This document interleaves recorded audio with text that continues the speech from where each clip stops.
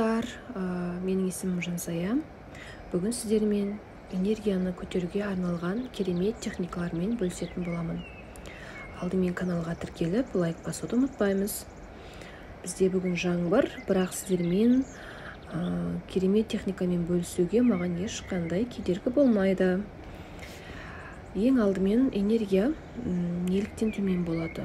Қандай жағдайда төмен болатынын сіздерге түсіндіре кетейін. Сіз кез келген жұмыс жасайтын, немесе үйде отыратын ана болсын, немесе әке болсын, кез келген адам күйзеліске түседі. Выгорание дейді. Немесе ашушаң болады, жиі ашуланып, еш нәрсеге құлшынысы болмайды, немесе табысы азайып, оған ашуланады деген сияқты. Сондай жағдайларда энергияның төмендігін байқауға болады.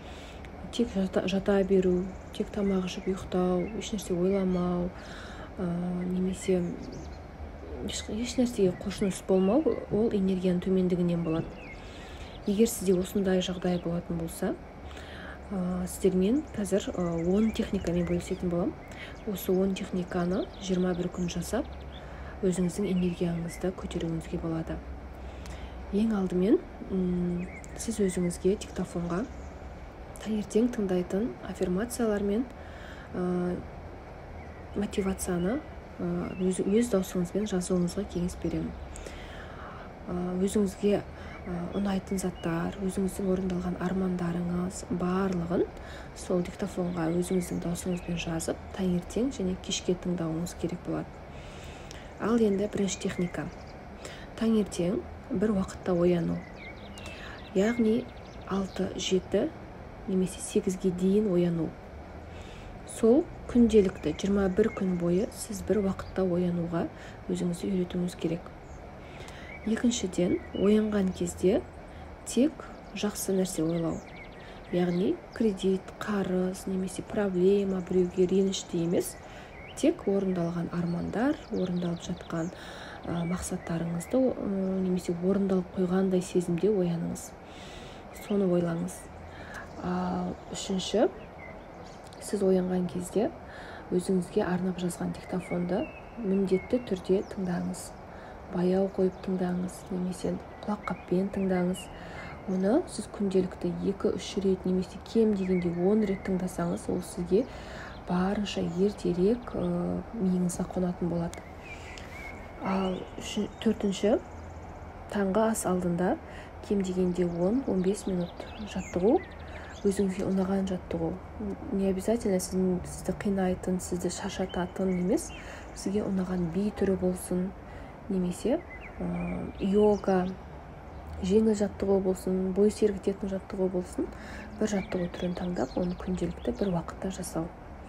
Және де міндетті түрде 5-ші техникамыз медитация. Сіз өзіңіздің табысыңызды арттыратын медитация тыңдауыңызға болады, немесе энергияңыз көтеретін медитация тыңдауға болады, немесе өзіңізге ұнайтын, өміріңізді өзгертетін медитациялар жиынтығы өте көп. Соны тыңдауға болады. Енді 6-шы техникамен бөлісейін. 6-шы техника тек жақсы ойлар ойлау. Жақсы ойлар жиі ойлаған сайын ол сіздің өміріңізге тезірек келеді. Жаман ойлар көбінесе біз күнделікті өмірде жаман ойларды 60-70% ойлаймыз.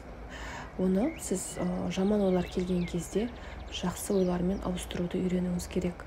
Мысалға, кредит келіп жатыр, ақшам жоқ деген, төлеу керек деген ойлар келіп жатса, сіз төленді, ақша оңай келіп жатыр, кредит өзімен өзі жабылып жатыр, Алла несібемізді арттырып жатыр деп ойлауыңыз керек. Ал 7-ші, тек жақсы сөйлеу. Сізге ұнамайтын өмірде жайттар көп болады. Біреу сізге сөйлеу мүмкін, біреудің қылығы ұнамауы мүмкін, біреудің істеп жатқан ісі ұнамауы мүмкін. Сондай сәтте барынша сөйлемеуге тырысу, немесе жақсы сөйлеу. Осы екі вариантты таңдайсыз. Бірақ мүлдем жаман сөз сөйлеуге болмайды. Ал 8-шісі өзіңізге мақтау және мотивация беріп отыру. Күнделікті түрде сіз әр істеген сайын өзіңізді мақтап, сіз өміріңіз жақсы жаққа өзгертіп жатқаныңызды өзіңізбен жаңағыдай мақтаған түрде сен күштісің, кереметсің деп күнделікті айтып отыруыңыз керек. Ал 9-шысы, сіз істейтін ісіңізді, істеу керек ісіңіз болсын, немесе кейінде істеуге болатын болса да, сіз оны спискке жазып, яғни тізбе кесте қылып жазасыз. 10 болсын, 15 болсын, қандай іс істеуіңіз керек, барлығын жазасыз. Әр іс істеген сайын галочка қойып отырасыз. Сіз соны істелінген істерді көрген сайын сізде шабыт пайда болады. Мынаны істей салсам болады екен, немесе мынаны істеп қоя салайын деген сияқты. Әр іс істеген сайын, галочка қойылған сайын сізде шабытыңыз арта бастайды. Ал 10-шысы 21 күн бойы осыны жасау, және 21-ші күні сіз нақты 21 күн бойы жасағаныңыз үшін өзіңізге сыйлық жасау. Яғни сен осы 21 күн бойы осы техникаларды үнемі қайталап, үздіксіз қайталап жасайтын болсаң, мен саған осындай затты алып беремін, қалаған затыңды алып беремін деген сияқты өзіңізге уәде беру. Және де 21-ші күн алып беру. Сіздің миыңыз, сіз бір істі қайталай берген сайын соған үйренеді. Сіз 21 күн бойы сол жақсы істерді қайталап миыңызға қондырған сайын өміріңіз соған қарай өзгере бастайды. Жақсы ойларыңыз орындала бастайды. Кеңістіктегі керемет мүмкіндіктер, керемет ризық несібелер сіз қалаған түрде, сіз қалаған мөлшерде келу мүмкін. Ойыңыз, сіздің миыңыз басында қарсыласуы мүмкін. Жаңағыдай кейінірек істейін, ертеңнен бастайын, немесе бүгін түс болып қалды, кеше оянып қалдым деген сияқты. Ешқашан кеш болмайды. Сіз қашан ояндыңыз, сол моменттен бастап, миыңыз қарсыласқанын сезгеннен бастап, сіз қайта қозғалысқа түсіп, соны миыңызды үйретуге тырысуыңыз қажет болады. Бастапқы 1 апта, 2 апта сізге оңай болмайды. Миыңыз әжептәуір қарсыласады, мазаңыз болмауы мүмкін, әлсіздік болуы мүмкін. Ол мидың сізге арнаған айласы деуге болады. Сол себепті барынша өзіңізбен жұмыс жасаңыз. Сіз қашан өзіңізбен тұрақты түрде жұмыс жасап, өміріңізді өзгертуге әрекет жасайсыз, миыңыз соған қарай қалыптасады. Армандарыңыз соған қарай тез орындалады.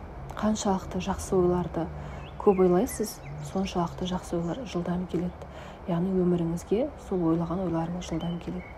Егер де өміріңіз қазір негативке, өсек аянға, қарызға, немесе жаман бір оқиғаларға толып кеткен болса, ол сіздің алдын ойлаған ойларыңыздың нәтижесі.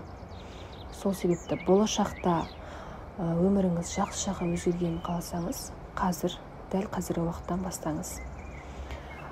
Ал енді сіздермен келесі видеода одан да керемет техникалармен бөлісетін боламын. Мен каналымды жоғалтып алмау үшін тіркелуіңізді және лайк басуыңызды сұраймын. Осы сияқты немесе өзіңізге қажетті медитациялар, техникалар қажет болса, комментарийге қалдырыңыз. Мен сіздерге арнап соған қарай видео дайындап шығаратын боламын.